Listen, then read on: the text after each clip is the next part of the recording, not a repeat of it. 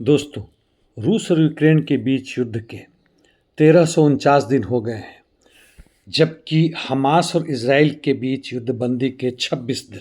Israel का आतंकी आक्रमण जारी है गाजा पट्टी तथा लेबनान में, और उन्होंने स्पष्ट कर दिया है कि यह तब तक रहेगा जब तक उनकी चाहत है। दोनों वहां के प्रधानमंत्री नेतन्याहू और रक्षा मंत्री काट्ज ने मानवीय सहायता अभी भी कम आ रहे हैं और स्थिति बहुत ही नाजुक है गाजा पट्टी वासियों की। इस बीच में सूडान के गृह युद्ध भी काफ़ी खौफनाक रूप ले चुका है।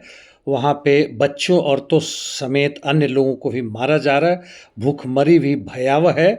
और यूनाइटेड अरब अमीरात सूडान के आतंकी संगठन आरएसएफ को युद्ध सामग्री दे रहा है, जबकि इजिप्ट, तुर्की और कतर ये लोग सूडनीज आर्म फोर्सेस को, यानी कुल मिलाकर मिडिल ईस्ट जो है वह युद्ध में हर तरह शामिल है और एक दूसरे को बर्बाद करने की कोशिश कर रहा है।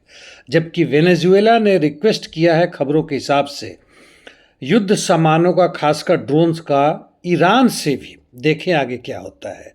यह वॉशिंगटन पोस्ट की खबर है।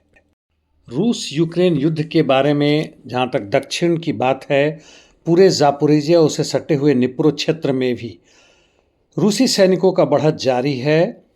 हुलियाई पोल में तथा नोवोपावलोवका क्षेत्र में, पोक्रोवा सिटी में हर तरफ से, केवल ऊपर के उत्तर पश्चिम क्षेत्र को छोड़ दें तो रूसी सैनिकों का बढ़त लगातार जारी है।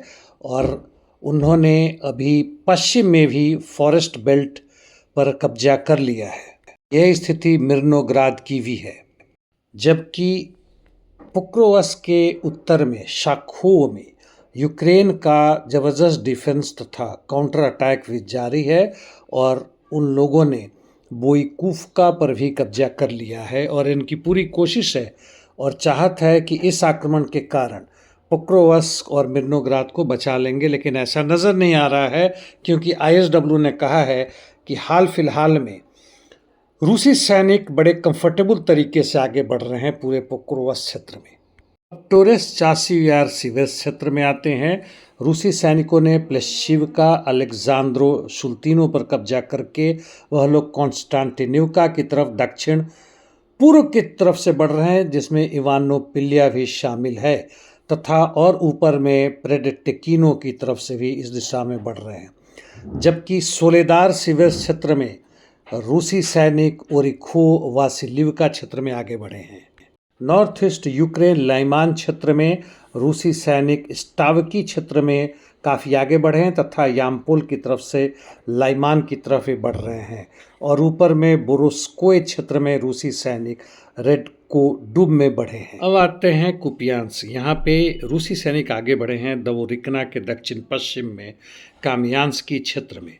जहाँ तक कुपियांस्क सिटी की बात है, रूसी सैनिकों का बढ़त लगातार जारी है और इनका ऑफेंसिव ऑपरेशन हर दिशा से इस सिटी को घेरने के लिए तथा कब्जा करने के लिए चल रहा है।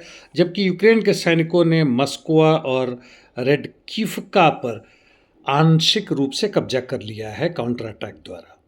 यूक्रेन के उत्तर में रूसी सैनिकों का बढ़त जारी है वोल्चांस्क के वोवचा रिवर के साथ साथ तथा दक्षिणी वोल्चान सिटी में।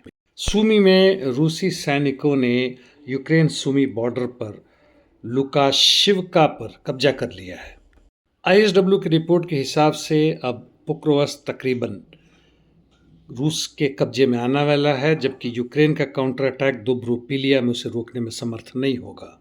और भी उसके हिसाब से खार्कोव के उत्तर सिवेर्स्क, कॉन्स्टांटिनिवका, द्रुजकिवका टैक्टिकल एरिया में भी रूसी सैनिक आगे बढ़ रहे हैं।